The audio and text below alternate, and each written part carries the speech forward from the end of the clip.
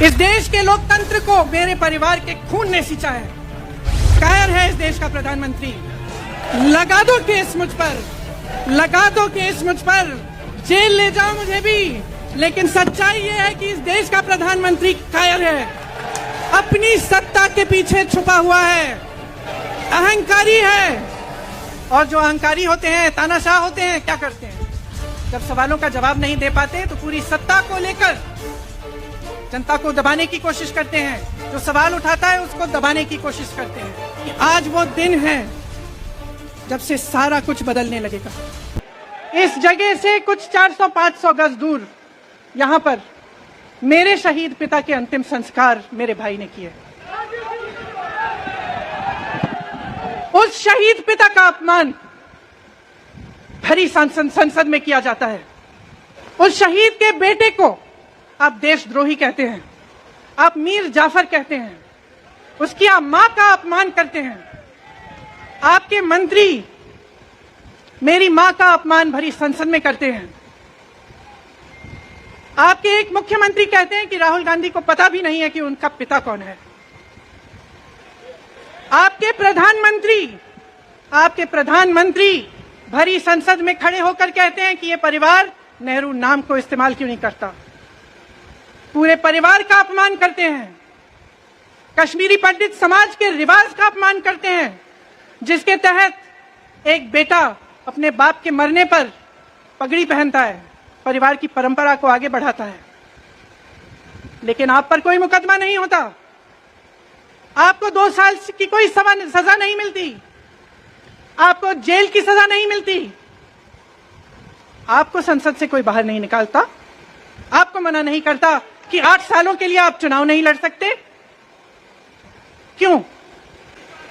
मैं पूछना चाहती हूं क्यों?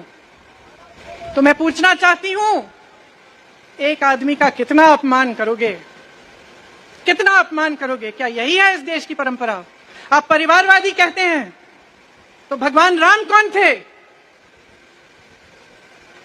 भगवान राम को वनवास में भेजा गया, उन्होंने अपने परिवार, अपनी धरती के प्रति अपना धर्म निभाया। क्या भगवान राम परिवारवादी थे?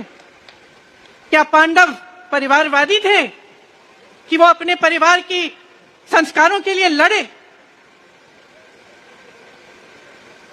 और हमें क्या शर्म आनी चाहिए कि हमारे परिवार के सदस्य शहीद हुए इस देश के लिए? इस झंडे में उनका खून है, इस धरती में उनका खून है। इस देश के लोकतंत्र को मेरे परिवार के खून ने सींचा है। और जो सोचता है कि हमें अपमानित करके हमें डराएंगे, हमें धमकाएंगे, जो सोचता है कि तमाम एजेंसियों को लगाकर, हम पे छापे मारकर, हमसे कुछ भी कर ले, हमको हमें डराएंगे, वो गलत सोचते हैं। हम डरने वाले नहीं हैं, हम और मजबूती से लड़ेंगे। हम इस देश के लोकतंत्र के लिए कुछ भी करने के लिए तैयार हैं। इस देश के लोकतंत्र को, इसकी नींव कांग्रेस पार्टी के महान महापुरुषों ने डाली है।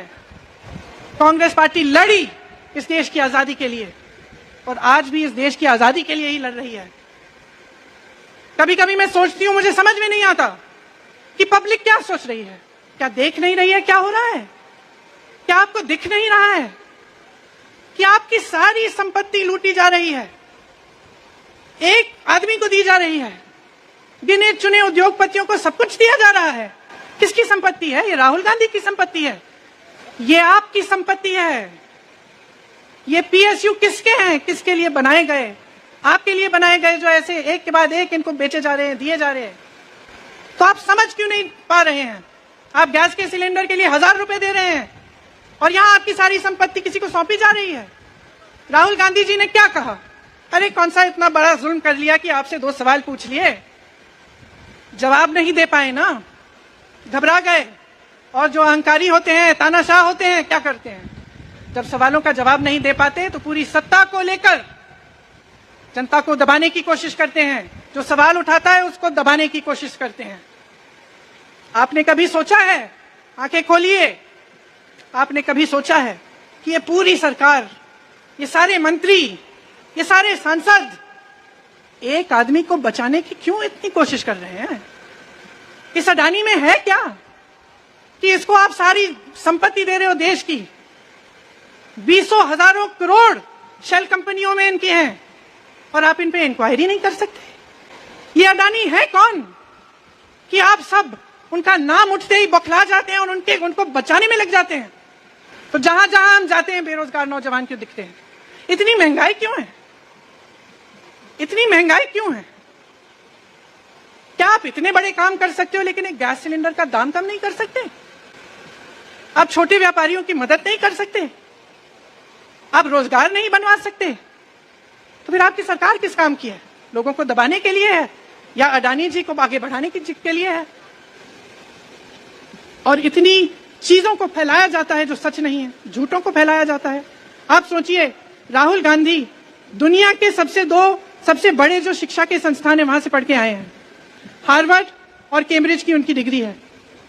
कैम्ब्रिज से उन्होंने इकोनॉमिक्स में मास्टर्स डिग्री, एमफिल डिग्री उनको मिली। आप उसको पप्पू बनाते हैं। पूरे देश भर में आपकी सहायता के साथ मेरे मीडिया के दोस्तों, डिग्री आपने देखी नहीं, सच्चाई आपने देखा नहीं, उनको पप्पू बना दिया। फिर पता चला कि ये पप्पू तो यात्रा में निकल आया और पता चला कि ये तो पप्पू है ही नहीं। इसके साथ तो लाखों लोग चल रहे हैं। ये ईमानदार भी है, ये सब बातों को समझता भी है, ये जनता के बीच जा रहा है, जनता की समस्याओं को सुन रहा है, तो जनता इसके साथ चली जा रही है। घबरा गए कि राहुल गांधी ने संसद में वो सवाल उठाए जिनका उनके पास जवाब नहीं है। वाह वाह वाह वाह वाह वाह, बहुत धैर्य है आप में। अरे कायर हैं, कायर है इस देश का प्रधानमंत्री। लगा दो केस मुझ पर, लगा दो केस मुझ पर, जेल ले जाओ मुझे भी, लेकिन सच्चाई यह है कि इस देश का प्रधानमंत्री कायर है, अपनी सत्ता के पीछे छुपा हुआ है, अहंकारी है। और इस देश की बहुत पुरानी परंपरा है, इस देश की बहुत पुरानी परंपरा है, हिंदू धर्म की पुरानी परंपरा है कि अहंकारी राजा को जनता जवाब देती है। मेरे परिवार ने मुझे एक चीज सिखाई है कि यह देश दिल से बोलता है और दिल से सुनता है। यह देश सच्चाई को पहचानता है और मैं जानती हूं कि आज वो दिन है जब से सारा कुछ बदलने लगेगा। मेरे मीडिया के साथियों, मैं आपसे कहना चाहती हूं, बहुत हो गया है, बहुत हो गया है।